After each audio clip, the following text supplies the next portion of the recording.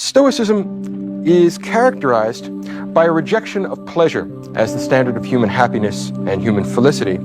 Stoicism takes the position that the wise man, the good man, the philosopher, is a man who lives in accordance with nature. He fears only abdicating his moral responsibility. He is not afraid of pain. He is not afraid of death. He is not afraid of poverty. He is not afraid of any of the vicissitudes of the human condition. He fears only that he should let himself down and that he should be less than a complete human being.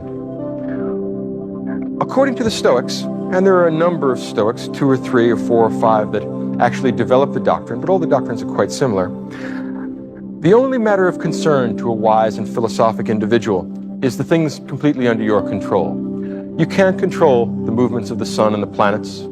You can't control whether a leaky ship sinks or makes it to port. You can't control the weather. You can't control other people. You can't control the society around you. There's only one thing and one thing only that you are in control of, and that is you. Your will, your intentions, yourself.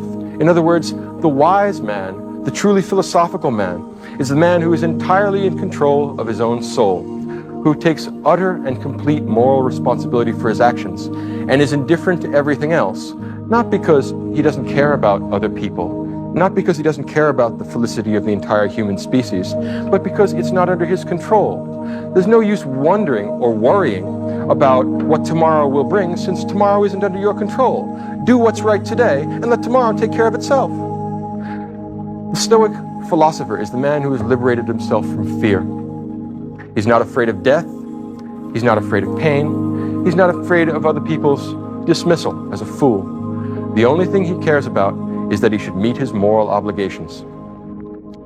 Ralph Waldo Emerson once said that greatness is the perception that virtue is enough, which is an elegant and beautiful line. And he might well have stolen that from one of the Stoics, because all of the Stoics basically believe that. Virtue, moral virtue, an organized soul which pursues rationally the ends which are good for all human beings. That's the Stoic conception of virtue. They finally understand their greatness consists in the fact that they perceive that virtue is enough. We do not need wealth. We do not need sexual gratification. We do not need life itself. If moral virtue tells us that we must die in the pursuit of some good end, the protection of our family, the protection of our home, the protection of the innocent, in the doing of right, nothing should be spared, not even our lives. The Stoic wise man is a man who has trained his soul, trained his mind, so that he is not afraid of apparent evils. He is only afraid of real evil. He is afraid of losing control of his soul. He is afraid of being a slave to lust, to desire, to emotion. The Stoic man is the honorable philosopher, the man who stands at his duty and is steadfast and serious-minded. In living according to nature, what the Stoic philosopher does is examine the nature of the human condition and the nature of the world around us. He discerns his position in nature. He discerns the kind of creature that he is, and he lives in such a way as not to disgrace himself, as not to be less than what he truly could be.